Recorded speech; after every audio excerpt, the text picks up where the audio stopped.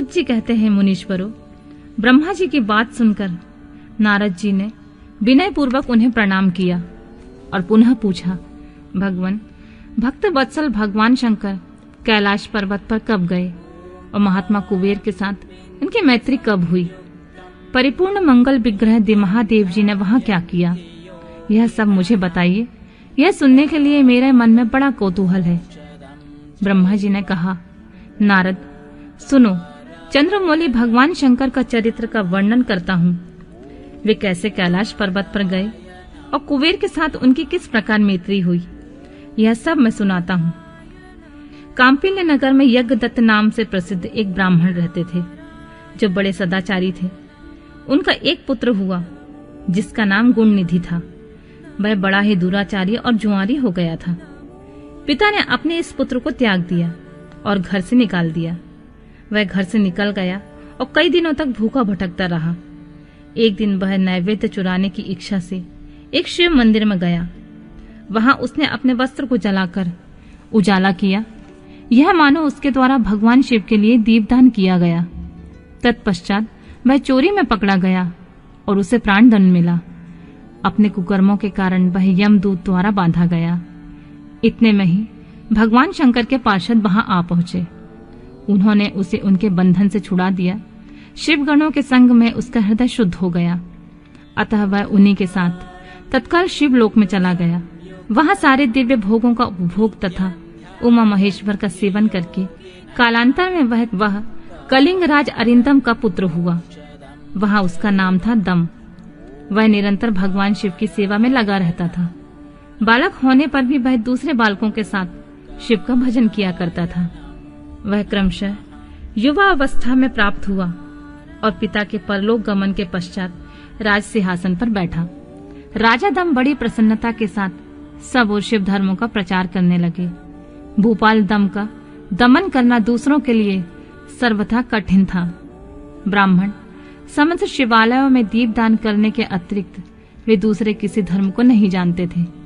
उन्होंने अपने राज्य में रहने वाले समस्त ग्रामाध्यक्षों को बुलाकर यह आज्ञा दे दी कि शिव मंदिर में दीपदान करना सबके लिए अनिवार्य होगा। जिस जिस ग्रामाध्यक्ष के गांव में जितने शिवालय हैं, वहां वहां बिना कोई विचार किए सदा दीप जलाना चाहिए। आजीवन इसी धर्म का पालन करने के कारण राजा दम ने बहुत बड़ी धर्म संपत्ति का संचय कर लिया। फिर वे काल धर्म के अधीन हो गए। दीपदान की वासना से युक्त होने के कारण उन्होंने शिवालय में बहुत से दीप जलवाए और उसके फल स्वरूप जन्मांतर से वे रत्नमय दीपों के प्रभा से आश्रय हो। दीपदान की वासना से युक्त होने के कारण उन्होंने शिवालयों में बहुत से दीप जलवाए और उसके फल स्वरूप जन्मांतर में रत्नमय दीपों की प्रभा के आश्रय हो अलकापुरी के स्वामी हुए।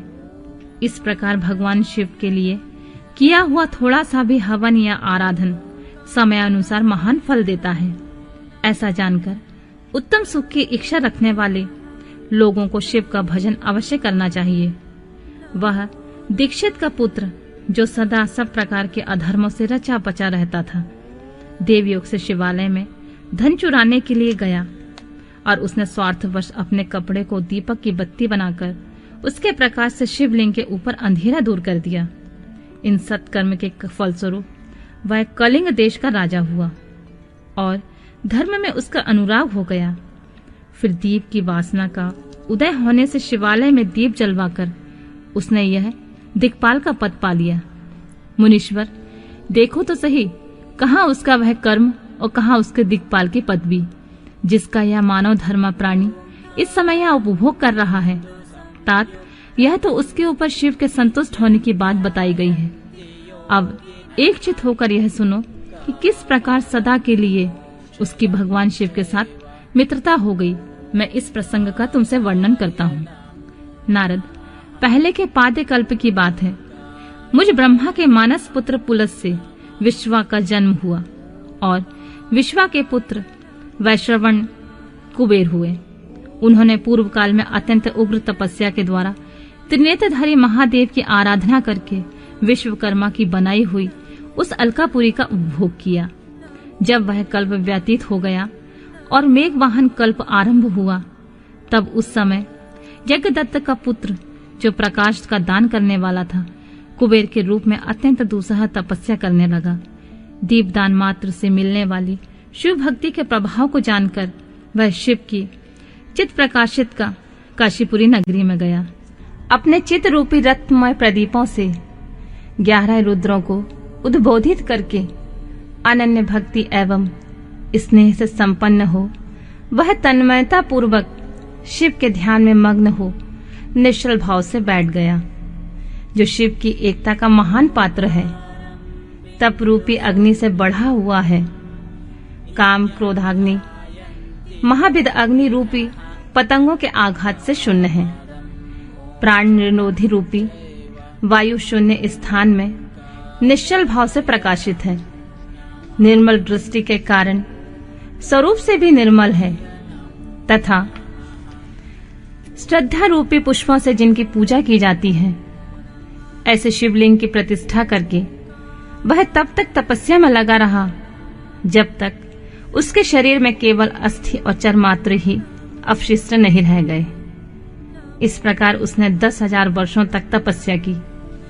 तदनंतर विशालाक्षी पार्वती के साथ भगवान विश्वनाथ कुबेर के पास आए। उन्होंने प्रसन्न चित्त से अलकापति की ओर देखा।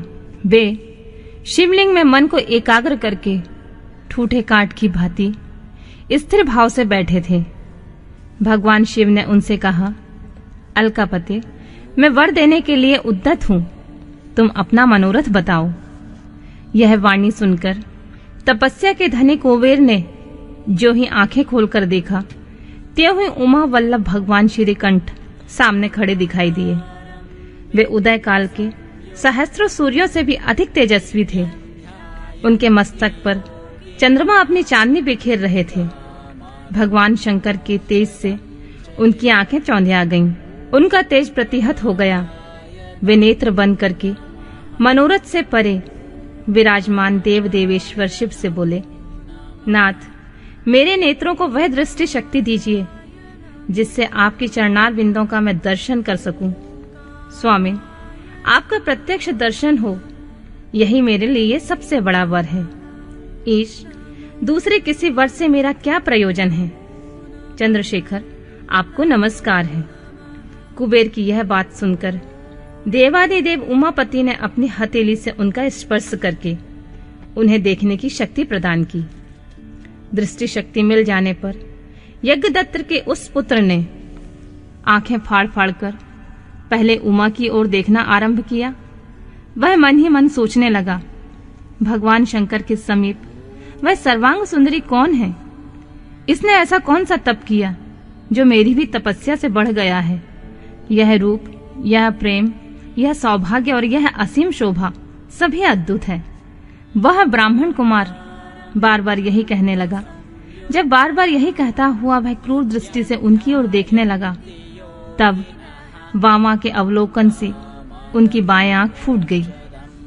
तदनंतर देवी पार्वती ने महादेव जी से कहा, प्रभु, यह दुष्ट तपस्वी बार बार मेरी ओर देखकर क्या बक रहा है? आप मेरी तपस्या के तेज को प्रकट कीजिए।